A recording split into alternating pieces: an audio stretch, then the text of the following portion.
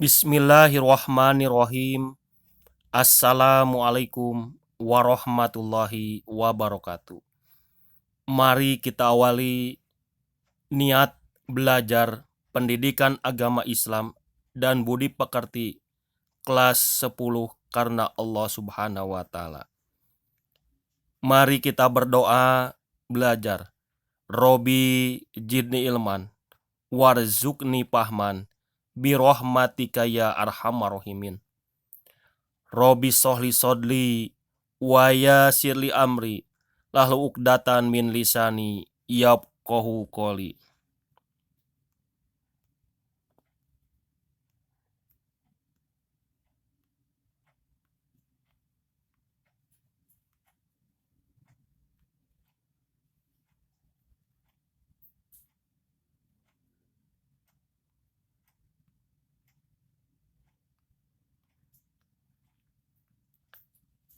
Bab 1, meraih kedamaian dengan mujahadah an-nafs, husnuzon, dan ukhuwah.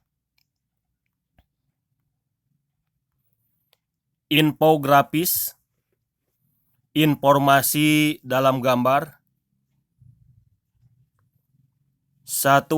Saya harus bisa membaca Quran Surat Al-Hujurat ayat ke-12 sesuai kaidah tajwid dan makhrajul huruf dan hadis terkait. 2. Saya harus bisa menghafal Quran Surat Al-Hujurat ayat ke-12 dengan fasih dan lancar dan hadis terkait. 3. Saya harus berperilaku sesuai dengan Quran Surat Al-Hujurat ayat ke-12, yaitu menerapkan sikap mujahadah an-nafs dan husnuzon.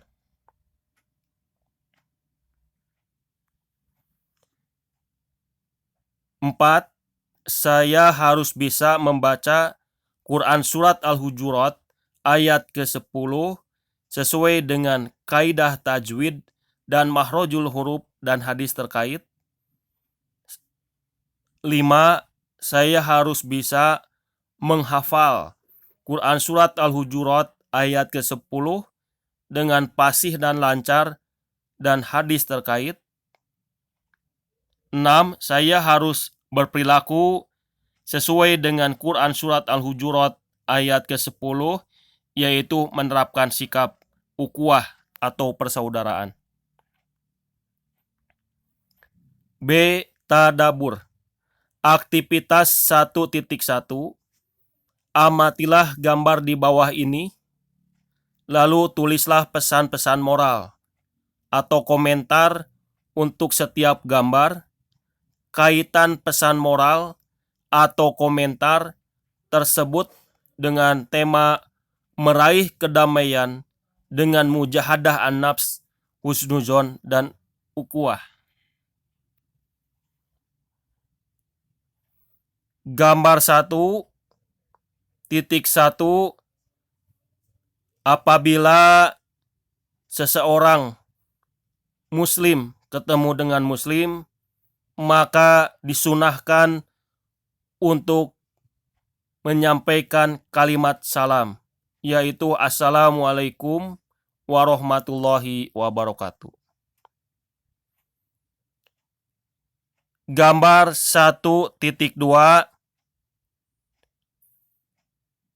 Melerai perkelahian antara seorang laki-laki A dan seorang laki-laki B sedang dilerai.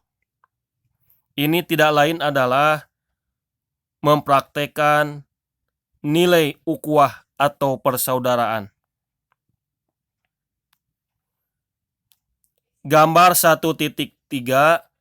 Seorang peserta didik putri sedang membaca buku di perpustakaan. Ini merupakan aplikasi dalam kegiatan muhajadah an-nafs. Aktivitas 1.2. Bacalah uraian berikut ini, Lalu tulislah di buku tugas pengalamanmu yang paling menarik terkait dengan menahan marah, persahabatan, dan berpikir positif. Menahan marah itu dalam bahasa Arab muhajadah nafs. Persahabatan itu adalah ukhuwah, dan husnuzon, berpikir positif. Al-Quran menegaskan bahwa setan adalah musuh yang nyata bagi manusia. Setan selalu menggoda manusia agar terjerumus ke dalam perbuatan dosa hingga masuk ke neraka. Kita harus berlindung kepada Allah Subhanahu wa Ta'ala dari godaan setan, yakni dengan membaca ta'ud, a'udzubillahi minasyaitonirrajim. Selain setan, manusia juga digoda oleh nafsu amarah untuk melakukan perbuatan melanggar aturan atau syariat Allah Subhanahu wa Ta'ala. Seseorang yang perilakunya dikendalikan oleh nafsu amarah akan hidup sengsara di dunia dan di akhirat. Oleh karena itu, sangat penting bagi orang beriman untuk mengendalikan dan menahan hawa nafsu supaya hidupnya diridhoi Allah Subhanahu wa Ta'ala. Perilaku kontrol diri, mujahadah an-nafs atau menahan amarah akan menjadikan seseorang hidup damai di masyarakat. Kedamaian di masyarakat akan semakin kokoh dan dibarengi dengan sikap selalu berprasangka baik, husnuzon kepada sesama, serta menjaga semangat persaudaraan atau ukhuwah. Tentunya setiap orang ingin hidup berdampingan secara damai. Oleh karena itu, perilaku mulia ini perlu dijaga dengan sebaik-baiknya demi meraih kedamaian hidup di masyarakat. Wawasan Islami. Mari kita simak dan pelajari baik-baik Quran Surat Al-Hujurat, Quran Surat ke-49 ayat 10 dan 12 yang berisi pesan-pesan mulia untuk dilaksanakan dalam kehidupan sehari-hari. Aktivitas 1.3.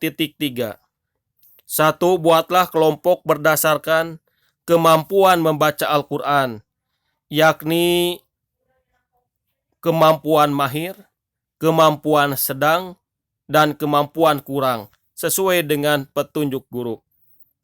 Hal ini tidak bisa dilakukan sehubungan dengan saat ini sedang COVID-19 dan sedang dilaksanakan PPKM.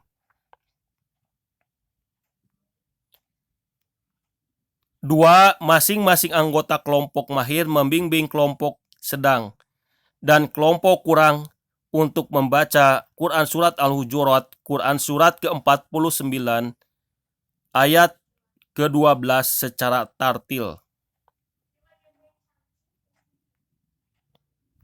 1. Quran Surat Al-Hujurat ayat ke-12 tentang berprasangka baik atau husnuzon. A. Membaca Quran Surat Al-Hujurat ayat ke-12. A'udzubillahi minasyaitonirrajim. Bismillahirrahmanirrahim.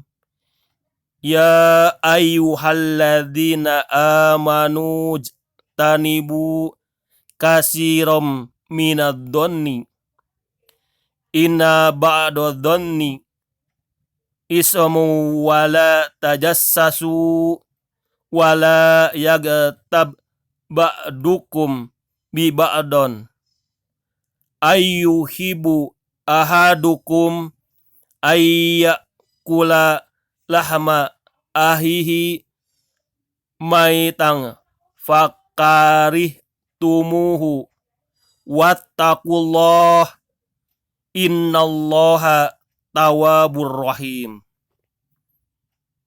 Mengidentifikasi hukum bacaan tajwid Quran Surat Al-Hujurat ayat ke-12. Kolom nomor lafaz hukum bacaan alasan. 1. Lafaz alladzina hukum bacaan mad tobi'i alasan karena harokat kasroh diikuti ya sukun. Terlihat huruf berwarna biru. Nomor 2, amanuj tanibu hukum bacaan qalqalah sugro karena ada huruf jim berharokat sukun. Terlihat huruf jim berwarna biru. 3. Ismu wala idgham bigunah karena ada huruf mim berharokat domah tanwin bertemu huruf waw. 4. Lapad ba'dukum ba'don hukum bacaan ihfa sapawi alasan karena ada huruf mim sukun bertemu huruf ba. 5.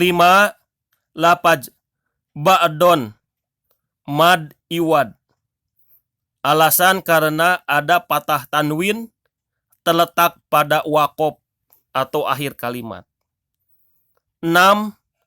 Tawabur rahim hukum bacaan idgham bila gunah karena ada huruf ba berharokat domah tanwin bertemu huruf ro. Kelihatan huruf ba dan huruf ro berwarna biru. Aktivitas 1.4.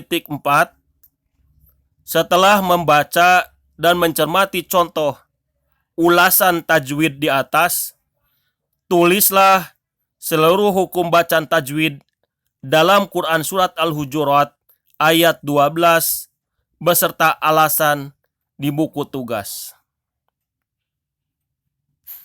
C. Mengartikan perkata Quran Surat Al-Hujurat ayat ke-12.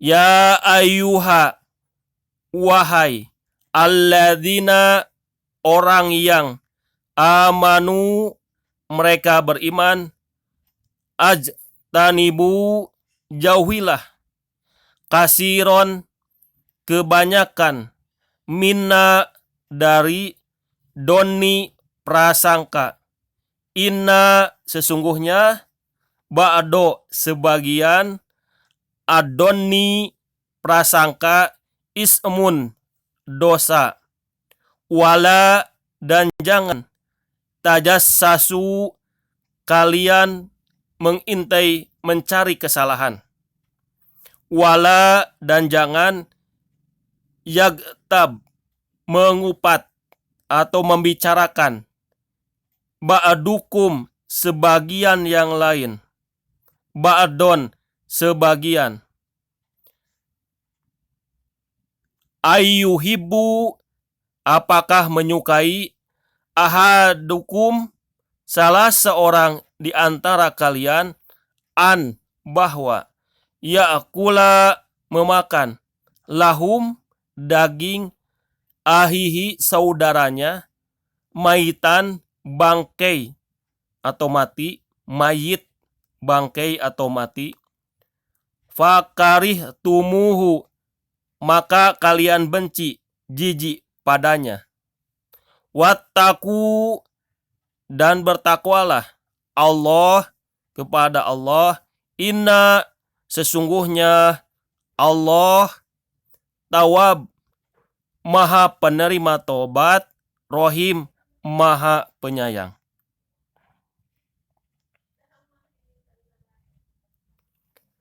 Aktivitas 1.5.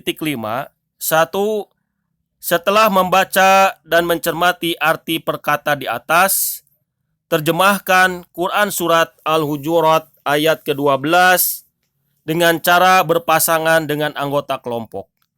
2. Untuk menerjemahkan ayat tersebut, gunakanlah Al-Quran terjemahan Kementerian Agama Republik Indonesia. Untuk nomor 1 belum bisa dilaksanakan sehubungan dengan situasi pandemi COVID-19 yang belum selesai. D.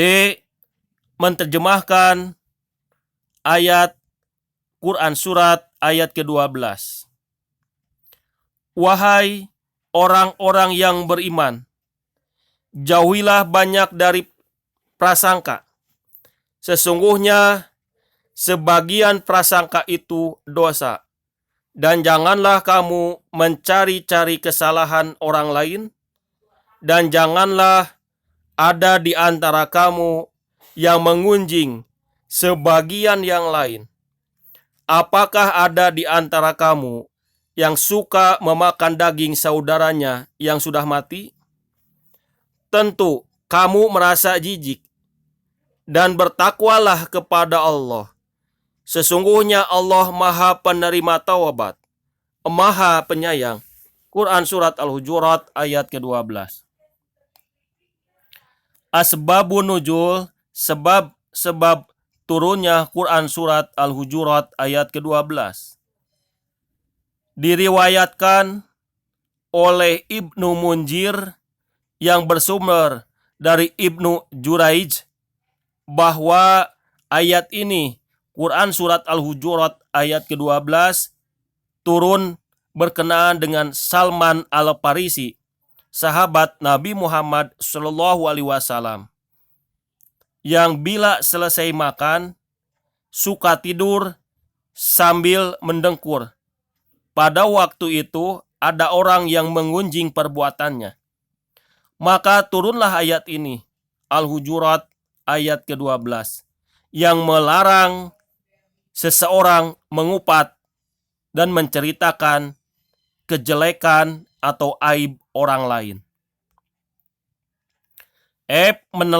Menelaah tafsir Quran Surat Al-Hujurat ayat ke-12. 1. Bersama kelompok cari salinan tafsir Quran Surat Al-Hujurat ayat ke-12 dalam kitab tafsir Al-Quran Kementerian Agama Republik Indonesia atau tafsir Al-Misbah atau kitab tafsir lainnya. 2. Bandingkan dan lakukan analisa terhadap tafsir-tafsir tersebut. Dalam Quran Surat Al-Hujurat ayat ke-12, terkandung larangan untuk berprasangka buruk, suuzon, kepada orang lain, berbuat tajasus, dan gibah. Tajasus berarti mencari-cari kesalahan orang lain, dan gibah berarti mengunjing orang lain. Tentunya yang digunjing adalah perbuatan yang kurang baik. Prasangka buruk dilarang karena prasangka buruk adalah suatu sikap atau karakter budi pekerti yang tidak berdasar pada fakta yang tepat. Seperti tidak bijak ketika membaca berita di media yang memberitakan kejelekan orang lain. Padahal kita diingatkan untuk menjauhi prasangka buruk dan mencari-cari kesalahan orang lain. Sebaliknya, kita diperintahkan untuk menyibukkan dengan mencari kesalahan dan keburukan kita sendiri, agar kita dapat berintrospeksi diri terhadap kekurangan kita. Tentu saja agar kita memperbaiki kekurangan dan kesalahan kita. Sebagaimana sabda Nabi Muhammad SAW yang tertera di dalam hadis riwayat Bukhari. An Araji qala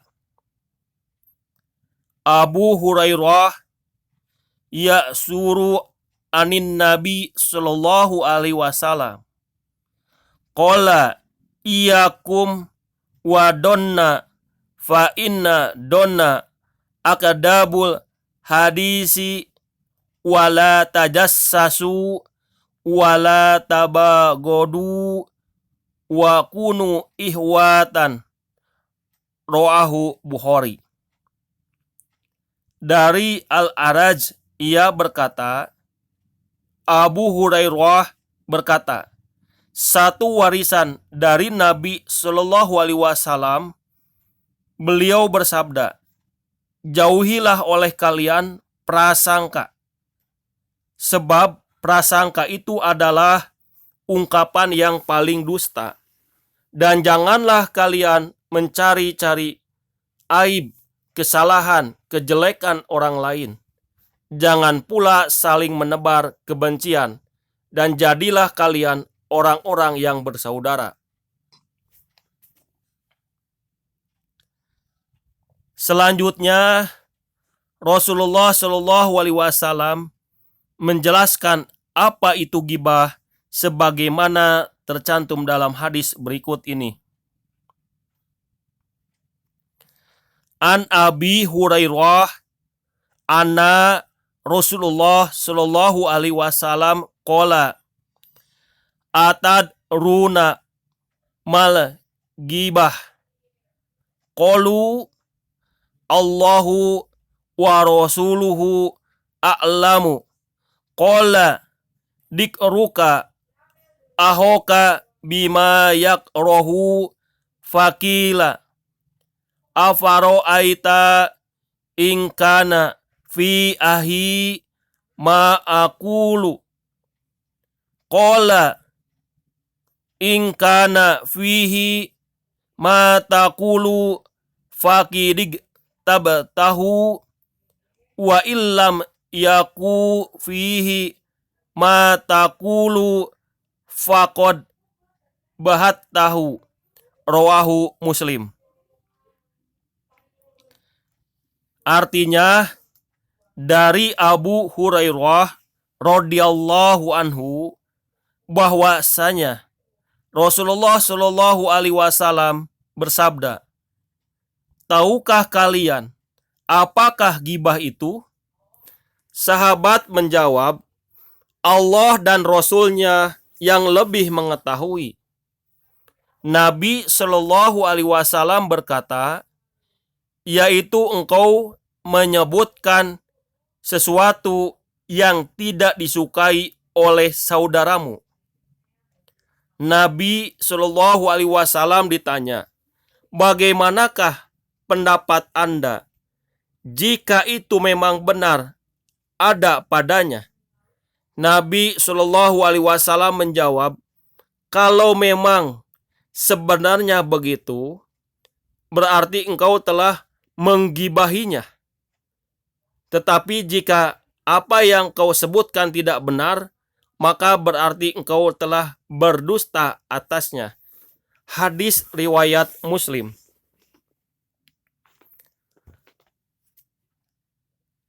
Hadis tersebut menjelaskan bahwa ghibah adalah menyebut orang lain yang tidak hadir di hadapan penyebutnya dengan sesuatu yang tidak disenangi oleh yang bersangkutan. Dan juga dikatakan bahwa ghibah adalah membicarakan dan menyebutkan kejelekan orang lain. Tentu tidak ada satu orang pun senang dibicarakan oleh orang lain. Orang yang melakukan ghibah tidak berniat untuk mencari kebenaran, tetapi hanya untuk sekedar melampiaskan dan memuaskan hawa nafsu negatifnya untuk membicarakan kejelekan orang lain dengan maksud mempermalukan seseorang di depan orang lain. Dan seseorang yang melakukan ghibah berarti memiliki sifat takabur, merasa dirinya lebih hebat dari orang lain. Di antara penyebab utama prasangka buruk, mencari kesalahan orang lain Dan gibah adalah adanya kebencian atau sakit hati terhadap orang tertentu. Oleh karena itu, perilaku ini harus dijauhi karena walaupun kejelekan tersebut memang sebuah kenyataan, tetapi hal ini sangat berbahaya dan bisa menjadi fitnah.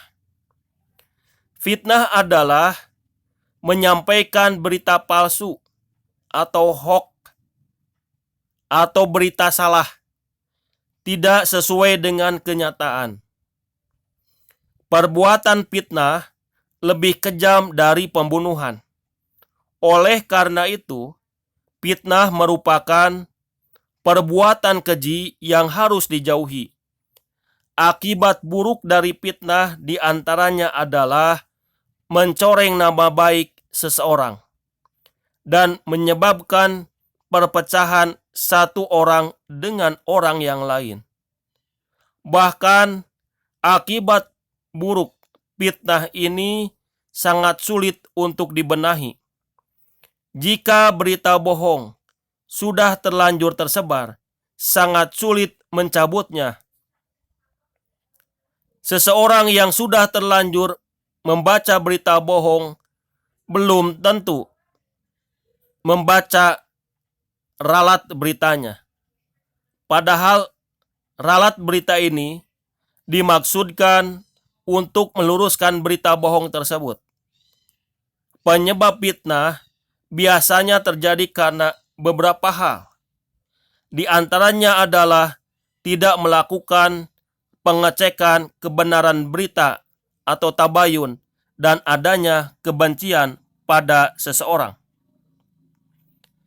Jadi pada dasarnya antara gibah dan fitnah memiliki perbedaan, yaitu gibah menyampaikan keburukan orang lain dan keburukan tersebut memang kenyataan. Akan tetapi, fitnah menyampaikan data atau berita palsu atau yang disebut saat ini hoax dan tidak bisa dipertanggungjawabkan. Keduanya merupakan perilaku tercela yang harus dijauhi. Perbuatan buruk sangka, mencari-cari kesalahan orang lain, dan menggunjing dalam kehidupan sehari-hari sulit dihindari karena adanya penyakit hati dalam diri kita.